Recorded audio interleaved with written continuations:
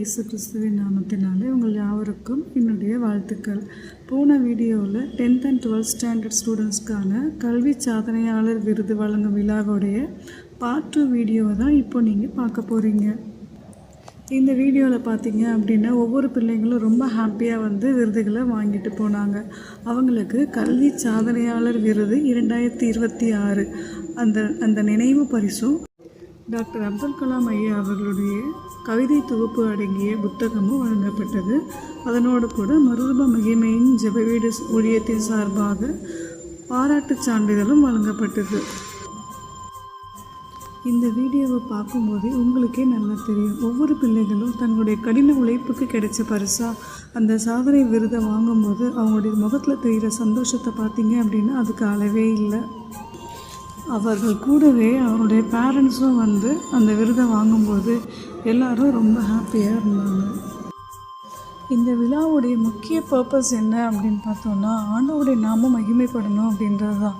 ஆனால் உண்மையாகவே ஆண்டவருடைய நாமம் ரொம்ப மகிமையாக இருந்துச்சு.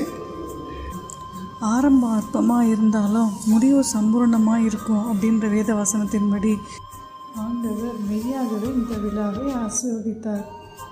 இதில் இந்த பிள்ளைகள் சொன்ன வார்த்தைகளையும் கொஞ்சம் கேளுங்களேன்.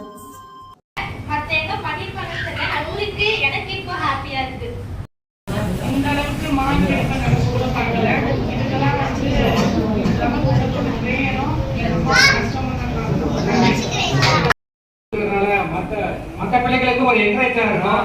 அடுத்தவங்களும் மேற்கொண்டு நல்லா படிப்பாங்க, மேற்கொண்டு வளர்ச்சி இந்த நாளையாக தெரிவிக்க முடியாது.